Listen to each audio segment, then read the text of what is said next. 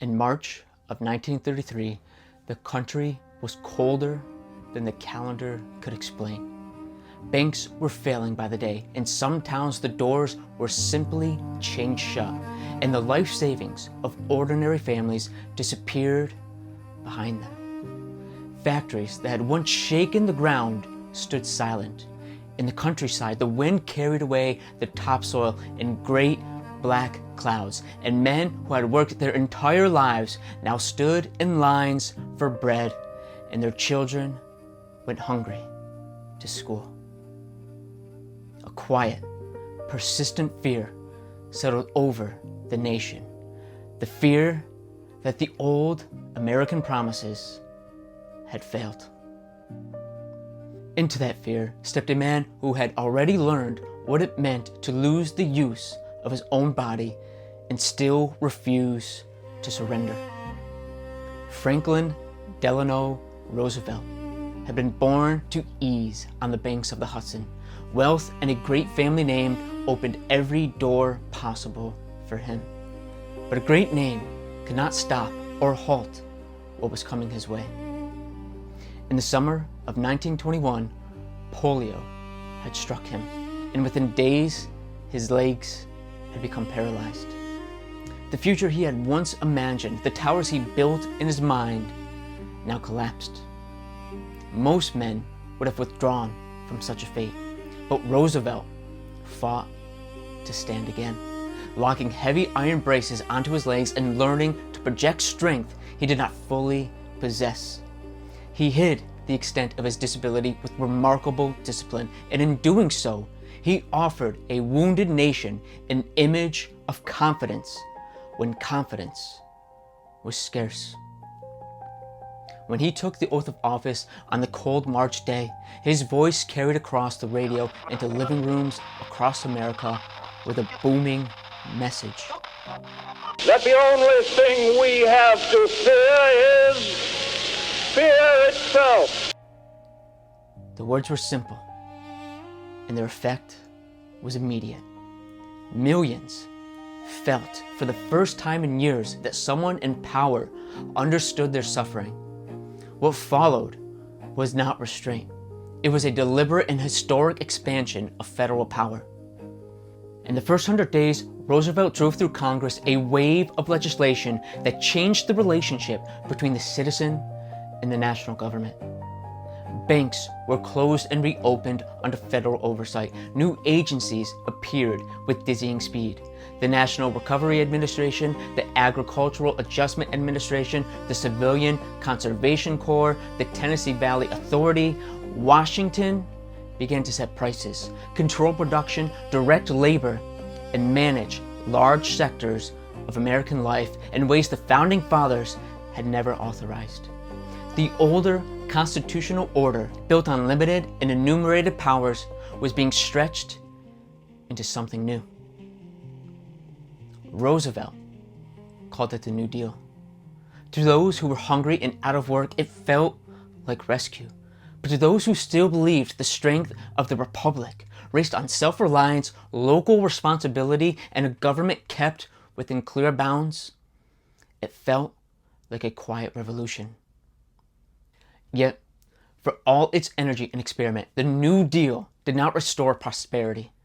Unemployment remained high. Recovery stayed incomplete. The heavy hand of federal management, the uncertainty of shifting rules, and the attempt to direct large parts of the economy from Washington helped keep the nation in the grip of depression longer than it should have remained. Even so, Roosevelt understood something powerful. In a time of fear, the voice of the president can reach into every home. So he mastered the radio. In the evenings, he spoke directly to the people on his fireside chats. His voice was warm and familiar to the American people.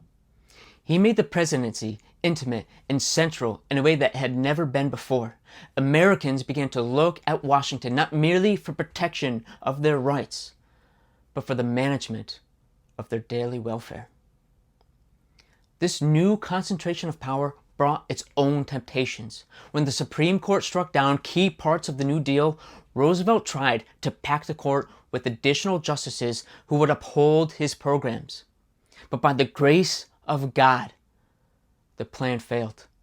But the attempt revealed how far he was willing to go to protect the new order that he was building. Then came the war, and with it, the true turning of the tide. After the attack of Pearl Harbor, the American people rose with a speed and a scale the world had never seen. Factories that had stood silent for years roared back to life. Shipyards worked without rest. Assembly lines poured out planes, tanks, ships, and guns in numbers that astonished both the Allies and the enemies. Men and women who had known unemployment and scarcity now worked around the clock for victory. It was not the New Deal that finally lifted the United States out of the Great Depression. It was the enormous productive power of the American people, unleashed by the demands of war. Their labor, their skill, and their will to win restored work, wages, and purpose on a scale that no government program has ever or will ever achieve. Roosevelt led the nation through that great mobilization, but he did not live to see the final victory. In April of 1945, worn down by years of crisis and illness, he died in Warm Spring, Georgia, and the nation mourned him deeply. Millions felt that they had lost a personal protector, but the deeper legacy remains. Franklin Roosevelt met a real and terrible emergency with energy, political skill, and personal resilience. He restored a measure of hope when hope was nearly gone. Yet in doing so, he oversaw the greatest expansion of federal government in his day. The administrative state, the habit of looking first to Washington, and the diminished place of limited government all carry his imprint. The founding vision, a republic of ordered liberty under God, where power remained close to the people and constrained by law, was not destroyed in a single stroke. It was steadily displaced. The American founding rested on a clear moral order that rights come from God, not from the state. That government exists to secure those rights, not to manage their whole life.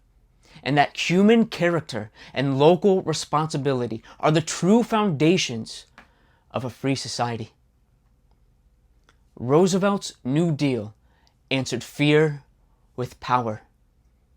In the process, it helped teach a generation to look to the state for security in ways the founders would have never recognized. The question he left behind is still with us today. When crisis comes, will we strengthen our old foundations of faith, character, and limited government, or will we continue to expand the state until the older American understanding of freedom is only a memory? This is the story of Franklin Delano Roosevelt. This is faith and freedom. Thank you so much for watching. God bless you. God bless the United States of America. Bye for now.